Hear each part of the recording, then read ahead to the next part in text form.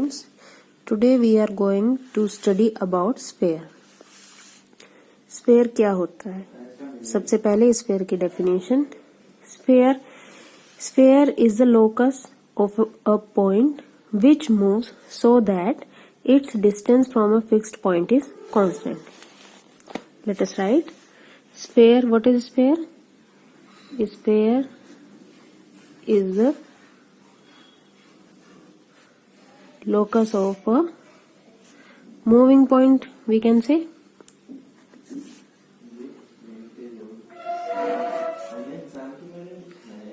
Whose distance from a fixed point is constant. Let me explain you by some figure.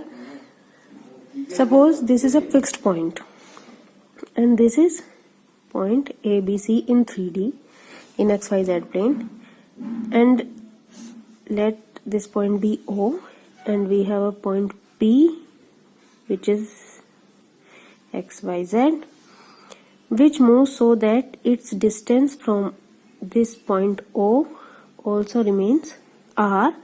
Then the surface generated by the locus of P will be a sphere. Okay.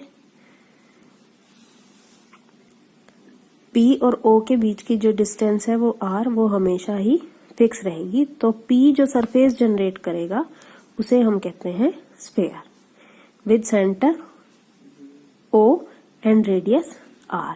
और अगर हम इसकी equation निकालें तो इसकी equation क्या होगी? अभी हमने क्या बात की कि P और O के बीच की डिस्टेंस हमेशा ही फिक्स्ड रहती है, which is equal to the radius of sphere. तो हम यहाँ पे डिस्टेंस फॉर्मूला ही लगाते हैं. तो what is the distance between O and P is square root of x minus a square plus y minus b square plus z minus c square is equal to r square. Sorry, r. If we square both sides, then x minus a square plus y minus b square plus z minus c square is equal to r square. तो ये उस sphere की equation है जिसका centre है ABC और radius है r. अगर हम इसको एक्सपेंड कर दें तो हमें क्या मिलेगा? Minus 2ax plus y square minus 2by plus b square plus z square plus c square minus 2zc is equal to r square. अब हम इसको अरेंज कर लेते हैं terms. X square plus y square plus z square minus 2ax minus 2by minus 2cz और plus constant term ले आते हैं हम एक side plus a square plus b square plus c square minus r square is equal to 0. तो अब हमने देखा कि ये जो सेकंड डिग्री की इक्वेशन है ये स्फेयर को रिप्रेजेंट करती है. और इस सेकंड डिग्री की इक्वेशन में हमारे पास क्या क्या है? X square y square z square के कोफिशिएंट 1 1 1 एक्स वाई जेड की टर्म्स है, पर no term including x y z and z x. X y z z x कोई टर्म नहीं है और एक कांस्टेंट टर्म है. तो जो सेकंड डिग्री की इक्वेशन होती है जिसमें एक्स स्क्वायर वाई स्क्वायर और जेड स्क्वायर के कोफिशिएंट सेम हो और x y z z x की कोई टर्म ना हो, तो वो इक्वेशन स्फेयर की इक्वेशन को रिप्रेजेंट करती है. अब हमने बात की थी कि ये उस स्फेयर की इक्वेशन है जिसका सेंटर है a B and C.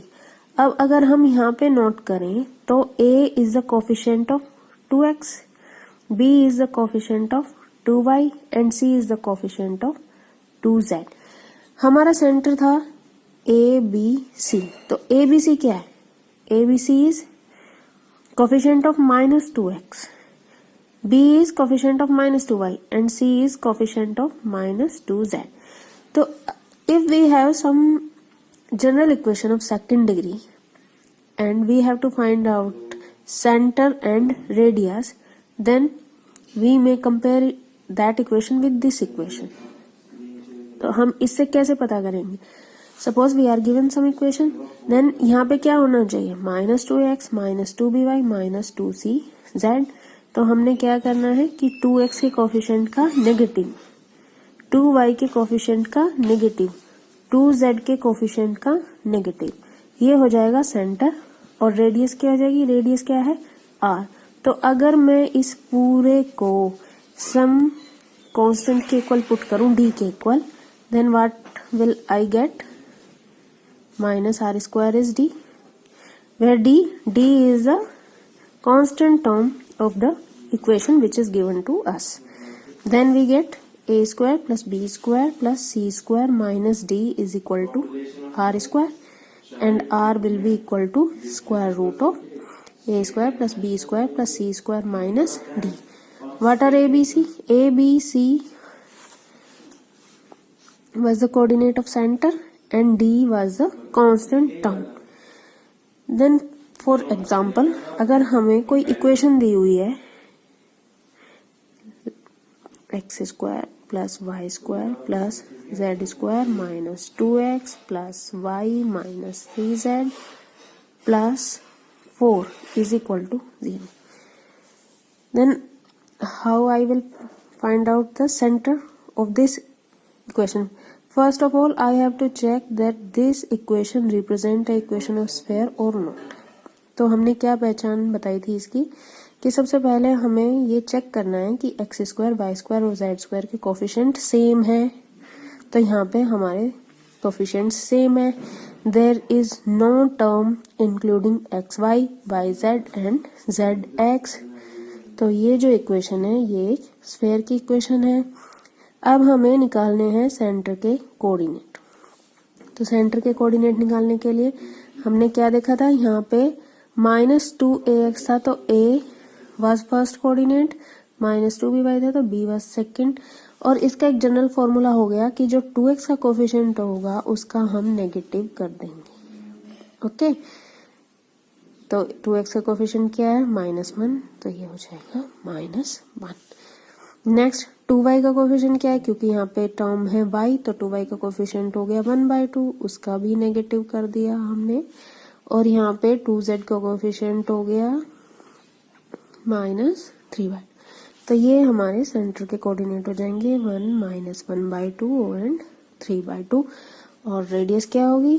Radius हम निकाल लेते हैं. Radius will be equal to, हमने क्या पढ़ा था? a² plus b² plus c² minus d. a is this, b is this and c is this. तो 1 plus 1/4 plus 9/4 minus d constant term. तो ये हम सॉल्व कर लेंगे और ये हमारे पास आ जाएगा जो कुछ भी ये आएगा. सपोज हमारे पास 4 plus 1 plus 9/4 minus 4. ये तो अंदर नेगेटिव आएगा. ये हमने रैंडमली एक एग्जांपल लिया था. जब हम क्वेश्चन सॉल्व करेंगे तो हमें ये प्रॉब्लम नहीं आएगी. तो अगर if we are given some equation like x² plus y² plus z² plus 2ux plus 2by plus 2wz plus d is equal to 0, then what is the center? Center is the negative of 2x, 2y and 2z. And what is the radius? Radius is square root of u square plus v square plus w square minus d. Hence, तो हमने आज क्या दो चीजें सीखी हैं कि if we are given center a b c and radius r, then we can find out the equation of a sphere x minus a square plus y minus b square plus z minus c square is equal to r square. And if we are given an equation x square plus y square plus z square plus 2ux plus 2vy plus 2wz plus d is equal to 0, then we can find out the center, which will be equal to minus u minus v minus w, and radius will be equal to under root u square plus v square plus w square minus d. Thank you.